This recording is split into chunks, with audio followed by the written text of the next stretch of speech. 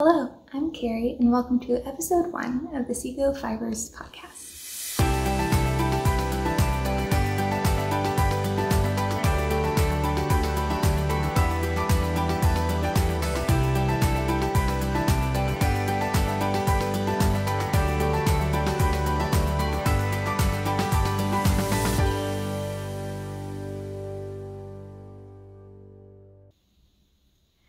As a little bit of introduction, I live with my husband and 2 soon-to-be 3 kids in Salt Lake City, Utah in the US. And in this podcast, I would love to talk about knitting and yarn dyeing and any other random crafty things I seem to be getting into. I have a lot of dreams and I like to dabble in lots, and so we'll see what pops up. Normally, I'd like the podcast to have the usual format of finished objects, works in progress, dream knitting, all that sort of thing. But for this first episode, I thought I might do something special and kind of take you on my knitting journey just to talk about where I've come from and show some projects along the way. Starting off, I've been crafty as long as I can remember, and let's see, when I was around 10, I used to go home with my friend after school every day, and her mom taught us how to crochet. And I'll put a picture here of my first finished object for crochet. This lovely koala. So it was a lot of fun. I enjoyed it, and my friend and I used the exact same pattern, the same yarn, same everything, but our gauges were so different. Mine was super loose, like you can see the stuffing through the stitches, and her gauge was super tight, and so like my koala was like this big and hers was like this big. It was really funny to see them side by side. Yeah, but that was a fun project, and we also made sock dolls that, just like a tube sock type thing, and we would crochet different tube dresses and outfits for them, so that was useful and fun to play with for that. But then I guess as I moved into high school and stuff, I kind of let crochet and yarny things kind of fall by the wayside, and I got a little bit more into sewing. I dabbled in that. I have this old vintage sewing machine that I really like. I'm used to it. Never really used anything else, but I've never gotten like super into it or proficient, and I've never taken any classes. I just kind of wing everything, and I would love to learn some more finishing techniques and different kinds of seams and order of operations, like how do you do stuff in, I don't know, just some really, I could use some fundamentals, but that's probably for later down the road. But I am very interested. Let's see. And then backing up a little bit. So when I was learning to crochet and was having lots of fun with that, when I was like 10 and 11, this really sweet old British lady at my church heard I was interested in yarny things, and so she asked if I would be interested in learning to knit. And I was like, yeah, let's do it. I'm really excited. And so she had my mom and I over for tea, and I remember she had this beautiful round table with like a green tablecloth spread out, and all our plates were on there, and then she had these like mesh dome things with embroidery on them over the food, and I'd never seen that before, but it's kind of like a fancy way of keeping bugs off. Not that there were any bugs in her house, but just more of a, I don't know, a nice picnicky thing, I guess. I don't know. But that just really stuck in my mind as, oh, that's cool and unusual. And I remember after the tea, we sat in her sunroom and all this beautiful light was coming through. And she showed me, like, I assume it was just the knit stitch. Maybe she showed me how to cast on.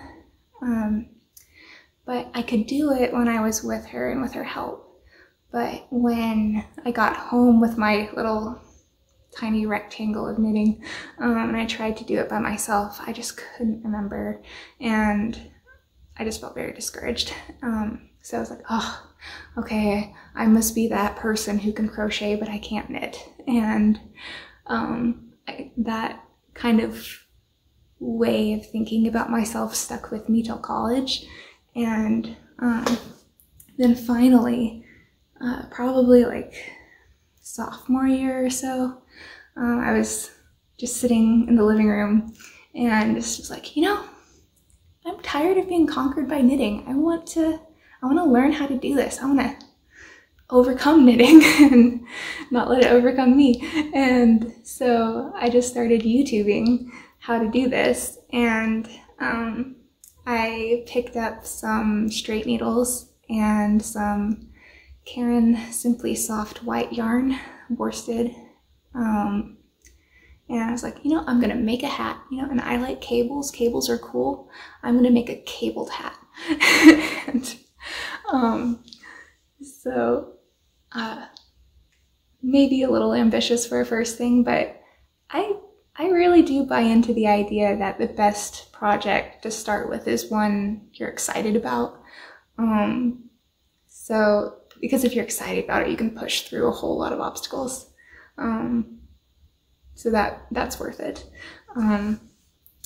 But with it being like a hat, I had never heard of circular needles. And so I had to Google search some kind of cabled hat pattern that you made flat and then you seamed it up at the end.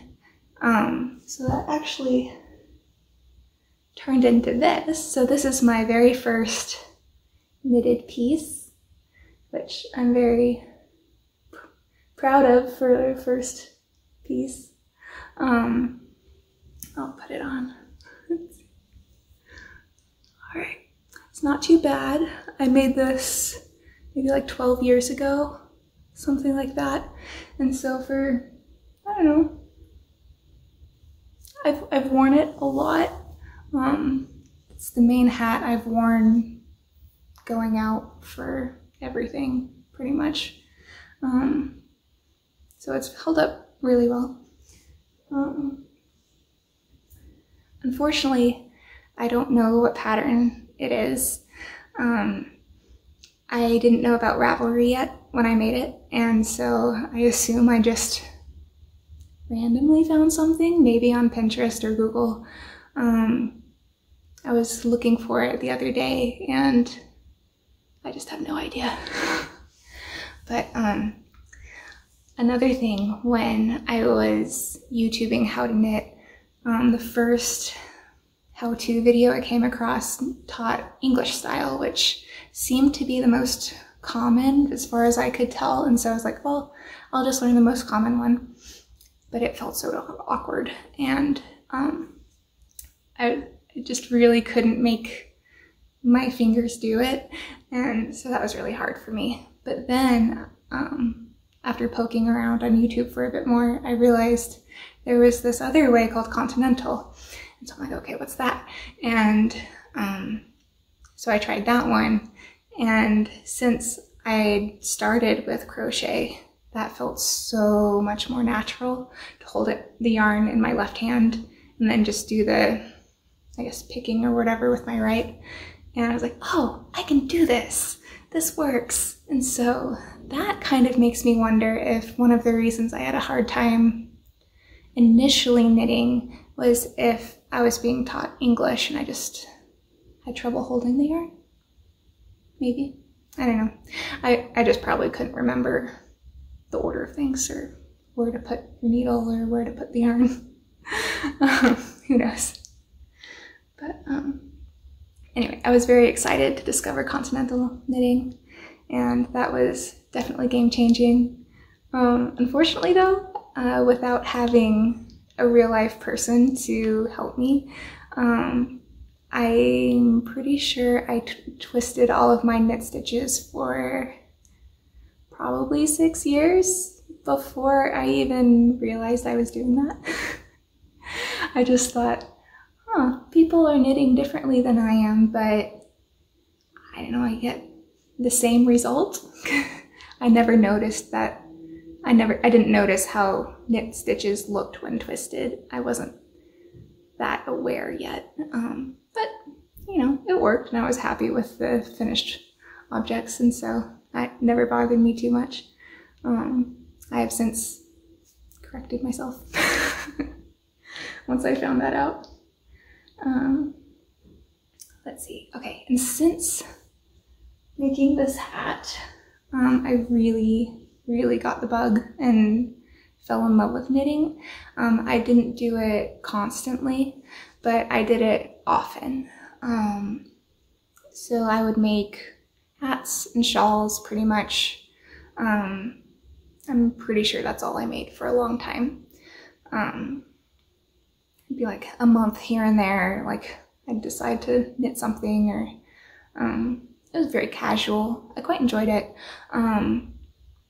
Let's see, I would make like a garter stitch baby blanket sometimes, that kind of thing. Nothing real hard. And then more recently, for Christmas gifts, I decided to make my nieces and nephews little stuffed animals. And so for that, I delved back into crochet. And let's see, I will slide this over again so I can put some pictures in. And so for this first one, I made a little pink unicorn for one of my nieces, and I thought at the time that she was kind of also into like My Little Pony type stuff, and so I put a little heart on her butt. But I thought it was pretty cute. Oh, let me tell you where these patterns came from. So I happen to be really picky about stuffed animals, at least how they look, and so I was searching through lots of animal patterns on Ravelry and looking, and then I came across these. I got really excited. Let's see. This is the Pika-Pow book by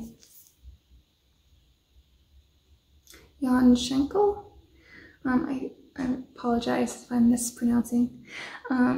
This is her. She has one book before this, but it might only be in Portuguese. I'm not sure.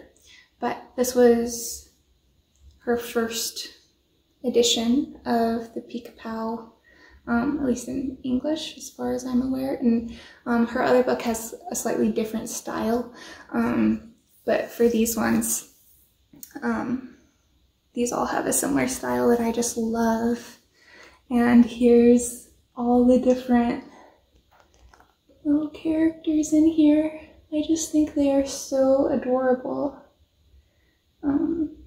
Yeah, I really love these.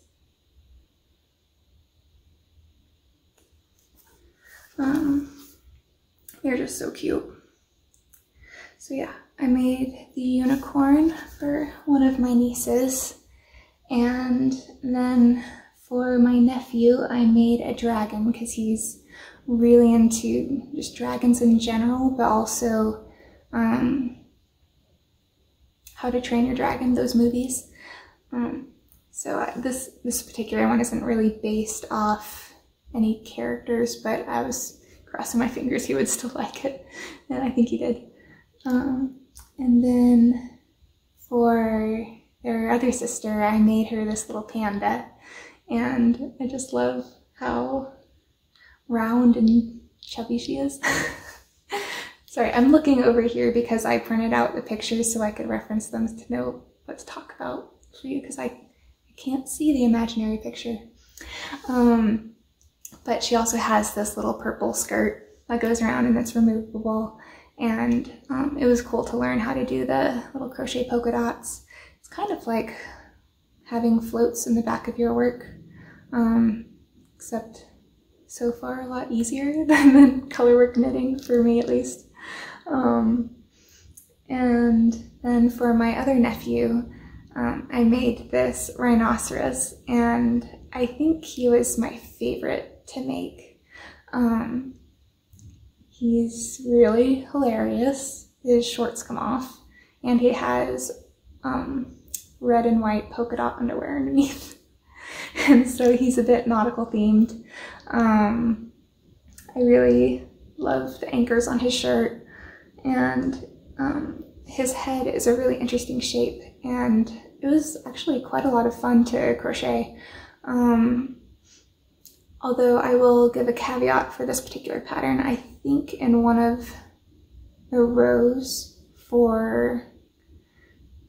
as you start doing the decreases for the head, I think in the book it says you're supposed to have X amount of stitches at that point, and I think it's incorrect because I was very carefully following the pattern decreases up until then, and then the math just didn't add up. And so like after redoing it, it came up with the same thing. And so I think there's just a typo. So if you're worried, don't worry about like the total stitch count that you think you're supposed to have. Just continue with the decreases that she says, and you should be fine. Or just wing it, that'll come out fine. And then for the last one for another niece was this dragon, because she was really into dragons as well. And I started and stopped a little bit with this one, because at first I was thinking, oh, let's do lots of colors.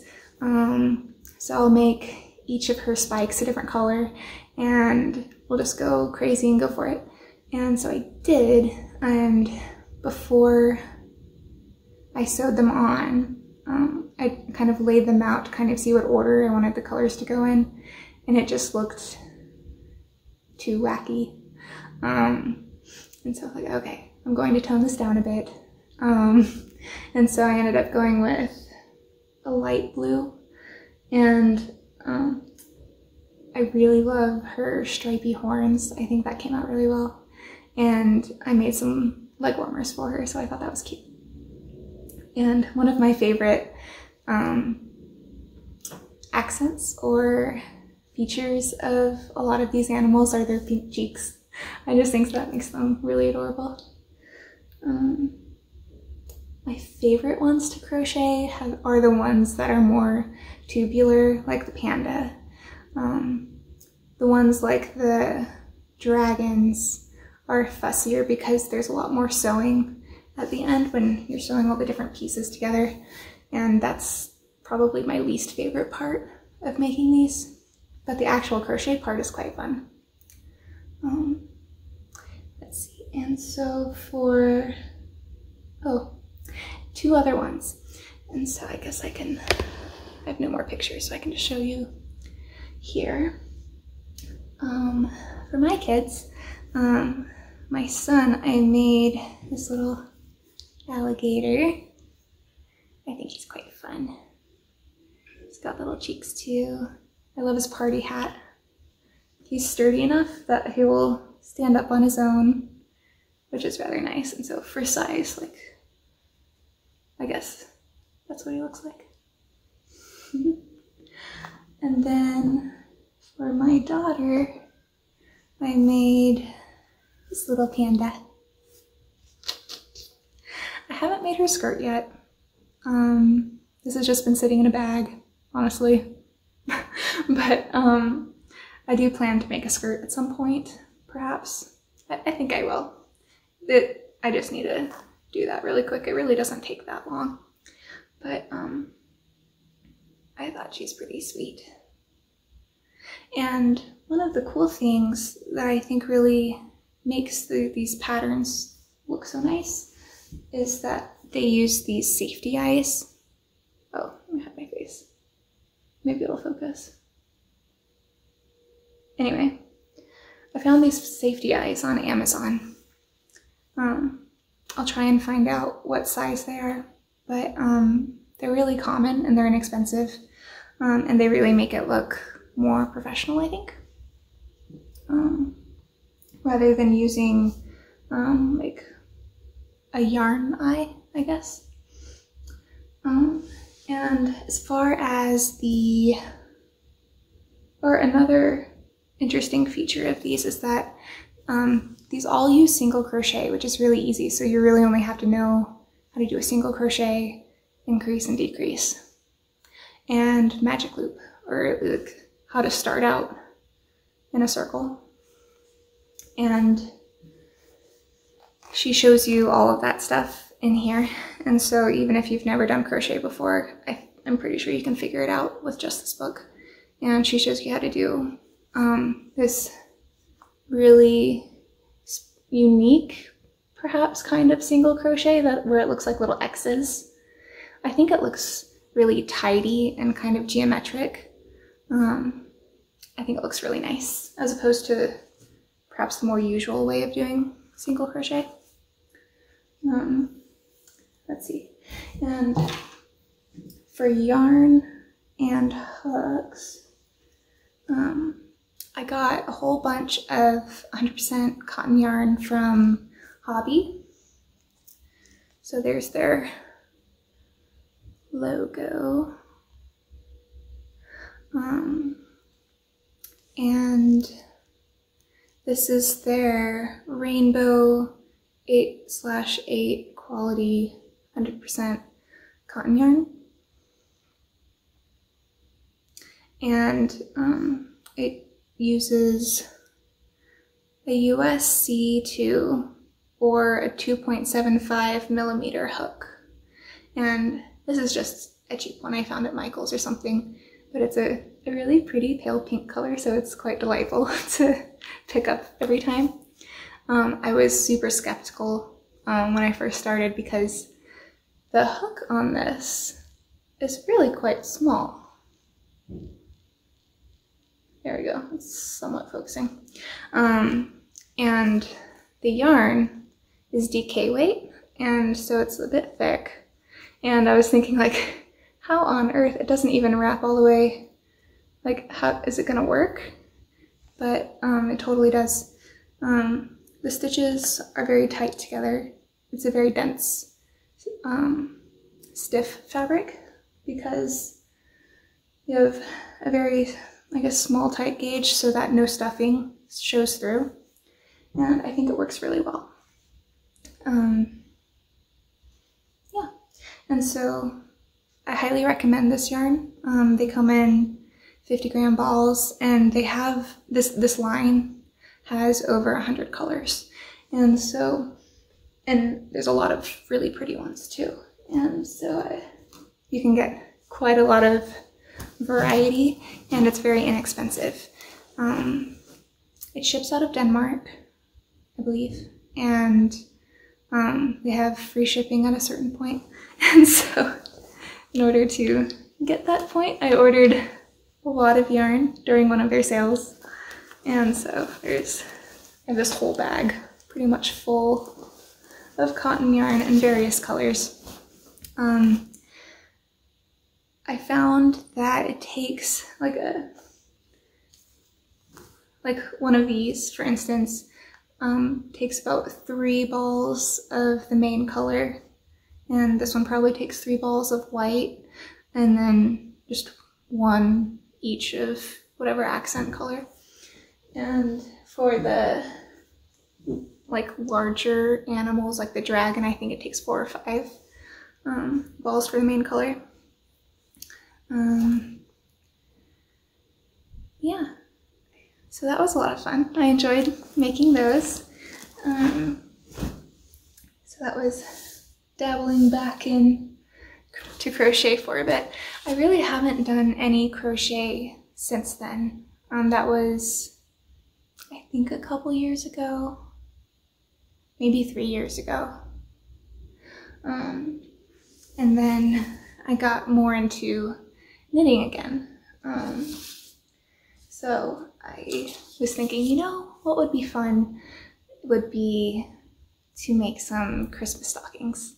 And I was, let's see, we were expecting our first, and I was thinking all like, oh, let's do so many homemade things, and homemade Christmas is so special, and it's like, I'm gonna make stockings. And so for me and Nathan, my husband, I sewed some stockings, and like growing up, the only thing we ever really put in stockings was like candy and treats and stuff like that. So it's like, they can be small. We don't need a lot of candy. And so probably made them like that big, like that wide, like fairly small for a stocking. And I used like normal fabric, like cotton and some jacquard, I think. But I quickly realized that marrying into his family, they kind of go big for Christmas, and they put lots of fun and interesting things in the stocking. Sometimes your biggest gift. And so I realized, like, oh, I'm gonna need bigger stockings.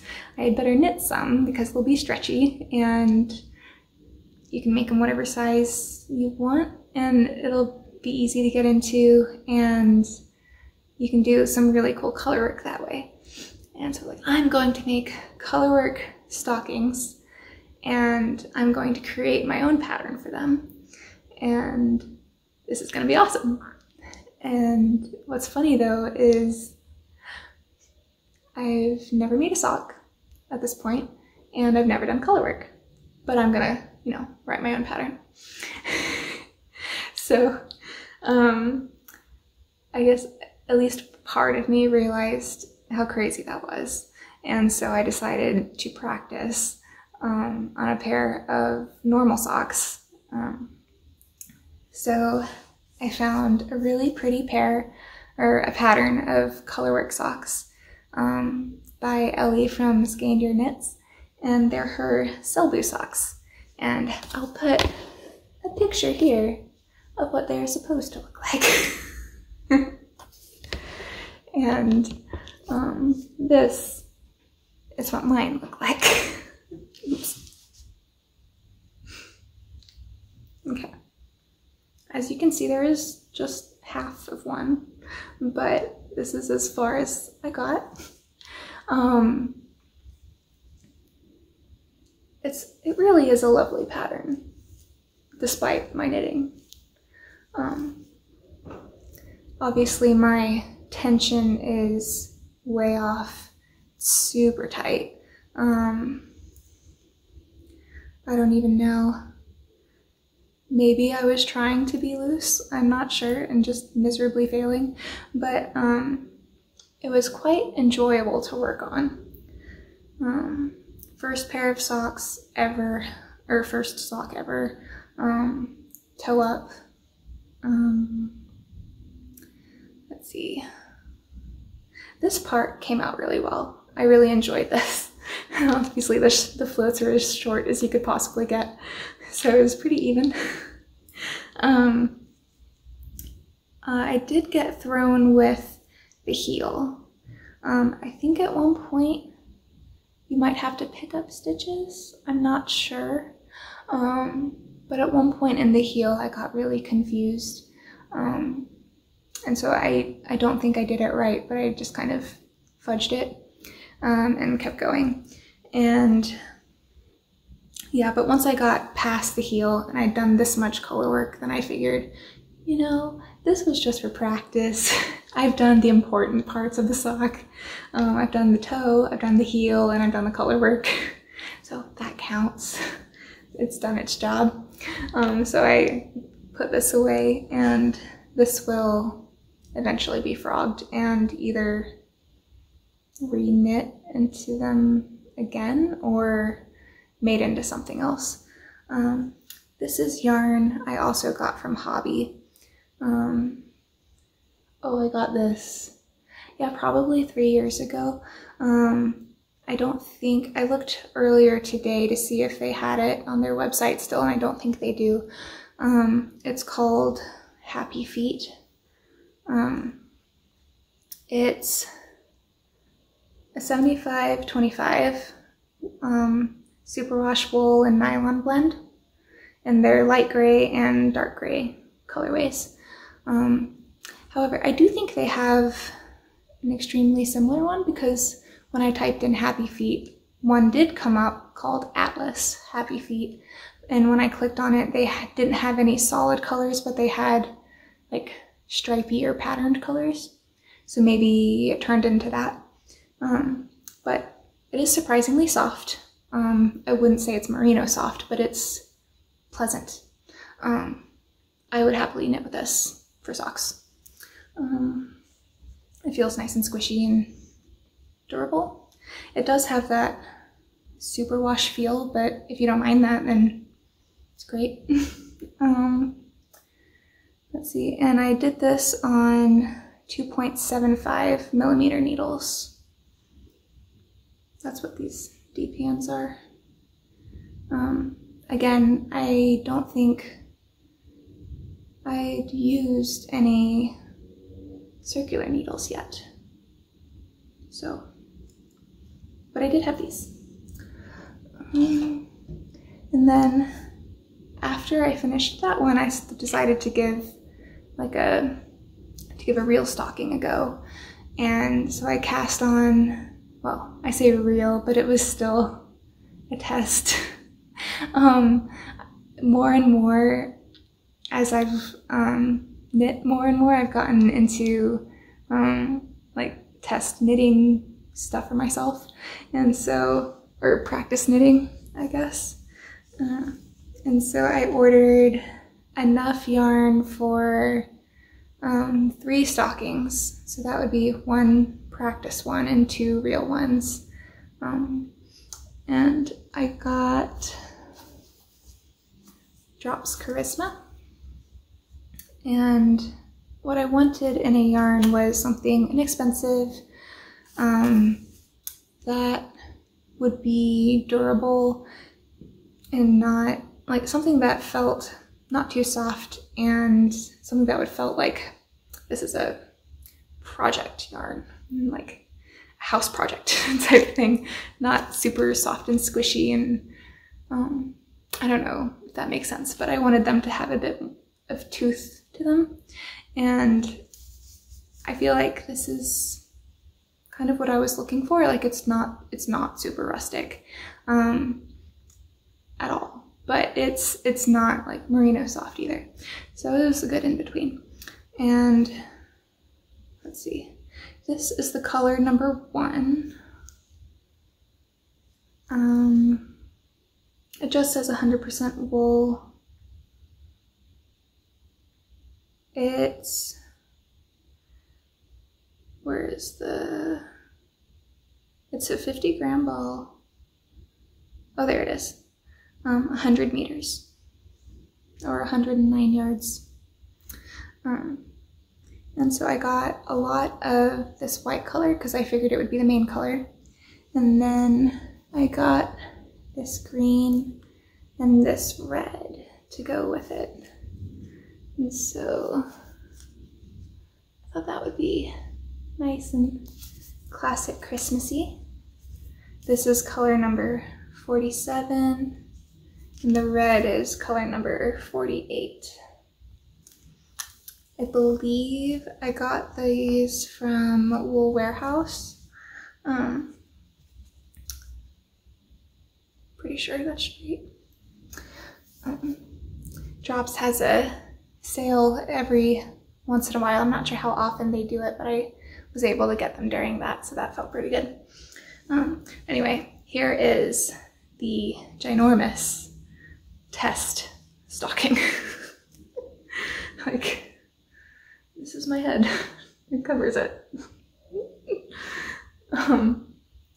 It's really quite big. It's too big. So I didn't go anywhere beyond this. The purpose of this one was really just to figure out what size I wanted,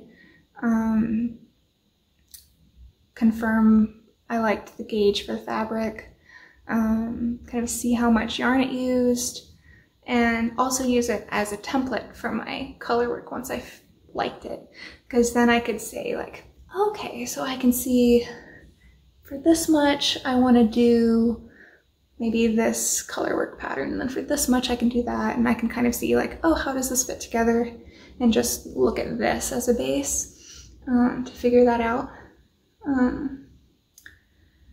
So that was the idea for this.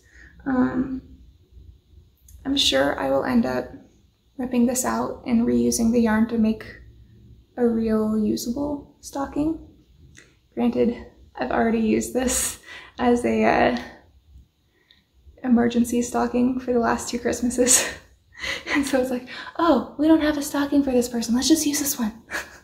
And so like, it's really funny though, because I didn't weave in, like, I didn't tie or anything or weave in any of the ends, so they're just kind of poking on the inside. But hey, it works. You can fit things in there, fit lots of things in there. But anyway, so the stocking endeavor has been put on hold until I get, I guess, more interest in it. And I was also pretty nervous about the color work because my tension was so off with the Sego socks.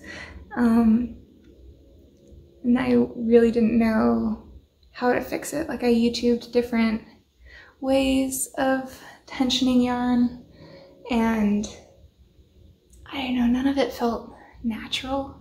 It was, I don't know, I was pretty intimidated by it. But recently I tried a couple different patterns that are only one color, but you have to kind of play with tension a little bit for stitch pattern.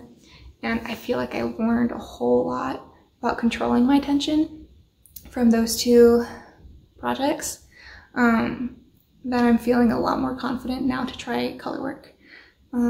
So I'll show you those in a future episode. I'm pretty excited about them.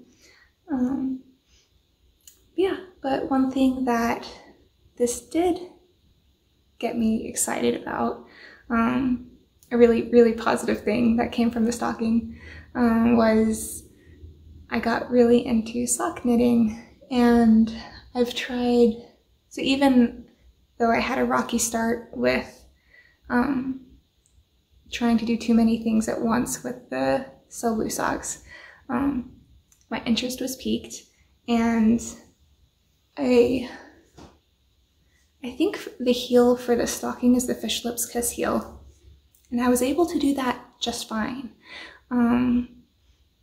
So this really got me over the hump of the whole being scared of picking up stitches and heels and getting lost in the counting of things, or where I don't really remember where I got lost in the other kind of heel, but it was somewhere.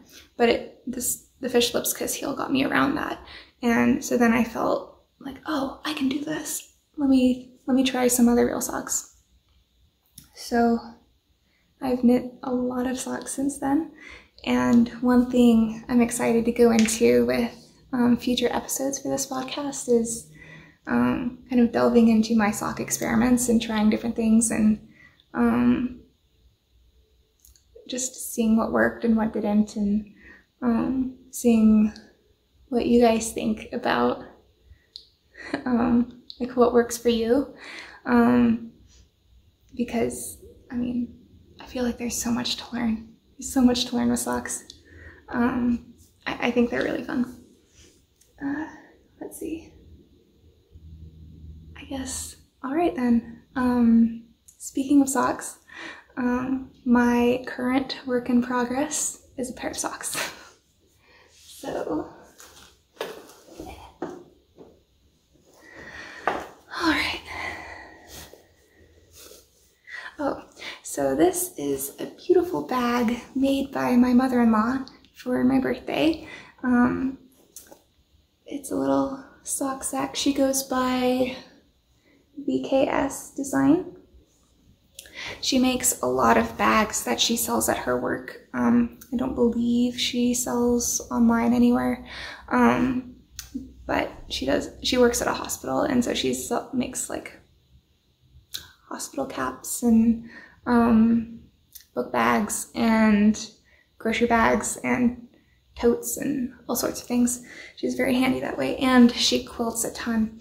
And so I was recently, got to go to Fancy Tiger Crafts in Denver for the first time, and I was so excited. And I got some beautiful yarn there, and I was looking in their remnants bin for just, you know, any fun fabric, and this was in there for like $2. And so I just thought it was so pretty. I love this color palette and the little flowers. And so I picked that up and I gave it to my mother-in-law, and I was like, would you make me a bag?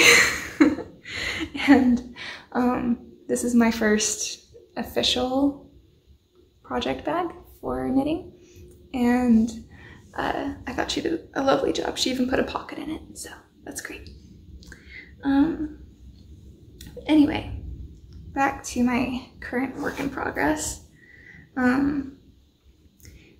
These are some pretty crazy colors. Let's see. Oh, I never leave in the middle of a row. Why did I do that? Anyway, I'll just get these stitches off real quick. All right. Okay. So I was inspired by Molly from A Homespun House. I love her podcast, and lately she's been working on this pair of, you know, scrappy socks. She dyed up a 5-skein mini skein set, and so she's making like some stripy socks out of these. They're just a vanilla pattern with some slip stitch details. And so she talked about it on a recent podcast, and I was like, oh,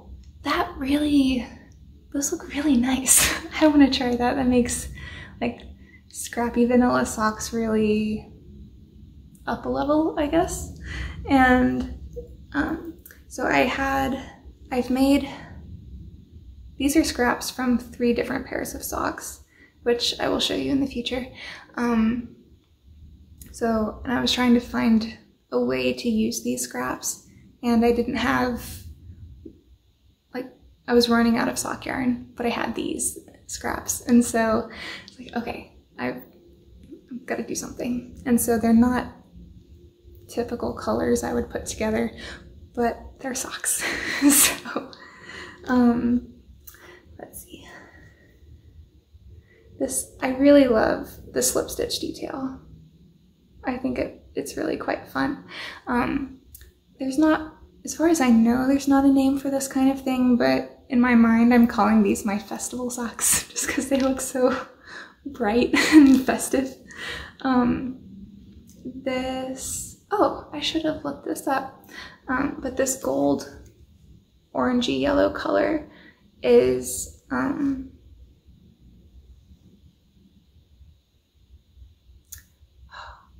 Otter. They're out of Amsterdam, Undercover Otter, and I got it in a Winter Wishes sock swap one year, and I love it. I highly recommend the yarn.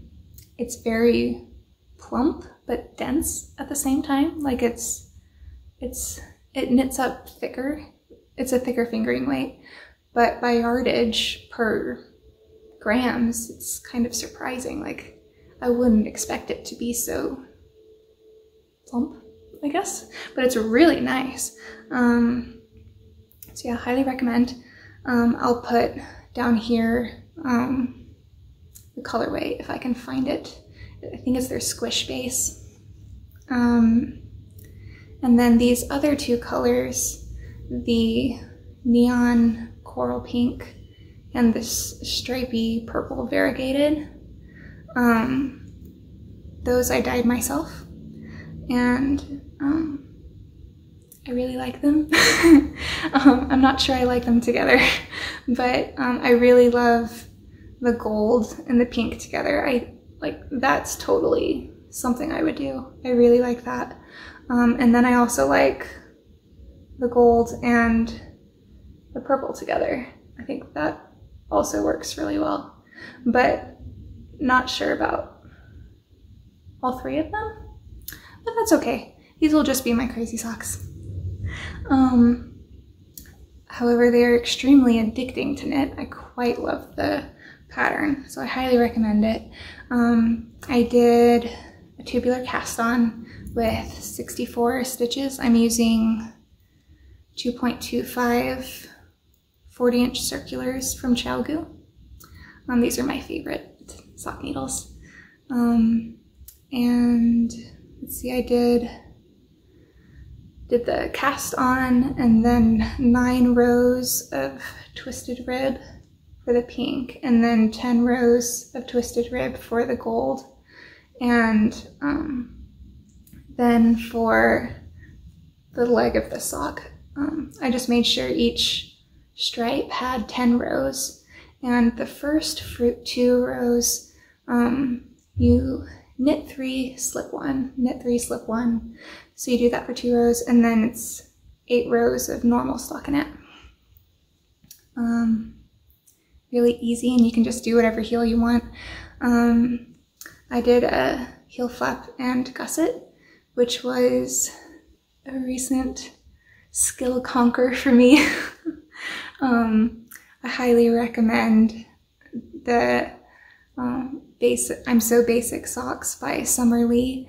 I'll put a link down below where I put show notes. Highly recommend it if you're new to socks or have had trouble with heel flaps and gussets or kind of intimidated by these, because I have been for a long time. But hers made sense. Her math works and it's very clear, and she has lots of pictures and videos for how to do it, and it's free. So very highly recommended. Yeah, and so very, very fun to do. I'm on foot there, and I have this much left. I'm really hoping there's enough. So yeah, this is that really pretty gold color. This is the variegated. I called this colorway Burgundy Dahlia. It micro stripes. Oh, I'm actually wearing these socks, so I will see if I can show you real quick. That's kind of how they look when knit up. I'll talk more about that sock at another time. And then here is the neon coral.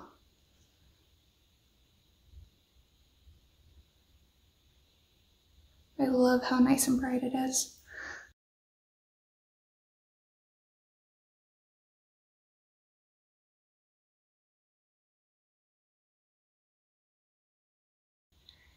Here's where I would love some advice for this dream knitting. For Christmas one year, I got some really beautiful linen yarn. It's this Euroflax by Louette. I think that's how you pronounce it, I'm not sure. That's what it looks like. I have 200 grams of this sport weight linen, 100% linen yarn, and it has 270 yards per 100 grams. This is the colorway Pink Panther. So yeah, that's pretty accurate. Here, let's get the rest.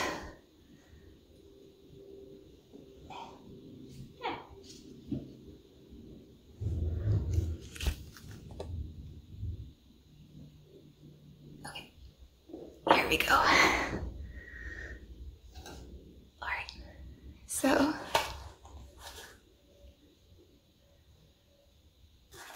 I have this much of Pink Panther. And I don't have the ball band for this one. It's a really lovely brown neutral. I really like it. I think it's between 80 and 100 grams.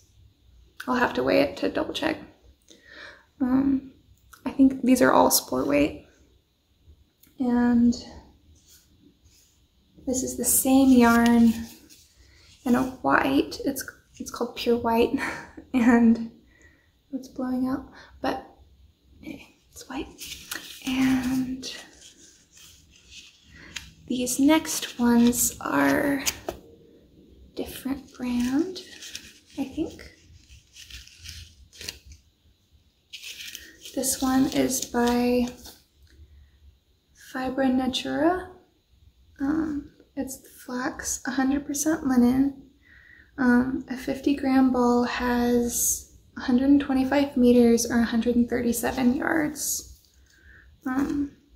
This is color, so that's what their band looks like.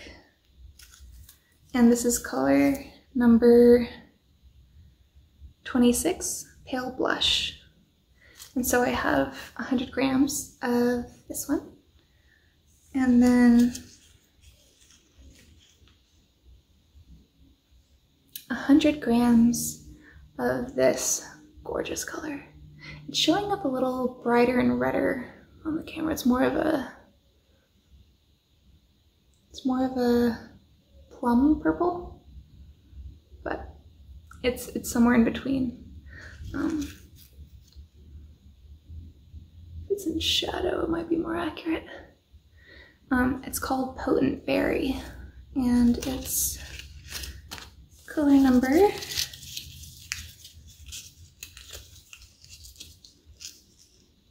is 21. This one's my favorite. This is probably my favorite color ever. My original thought of what to do with these was to make the balloon cardigan by Petite Knit, and I think I could do a stripy version. A long time ago I made a swatch for it, and in order to gauge the fabric was holier than I wanted it to be, or looser, lighter, more see-through. And I mean it's a cardigan, so it's okay if it's see-through, but I wasn't totally sold on the fabric. And so I thought, well, if I add a lace weight linen yarn to it, then maybe it would be the kind of fabric that I'm looking for.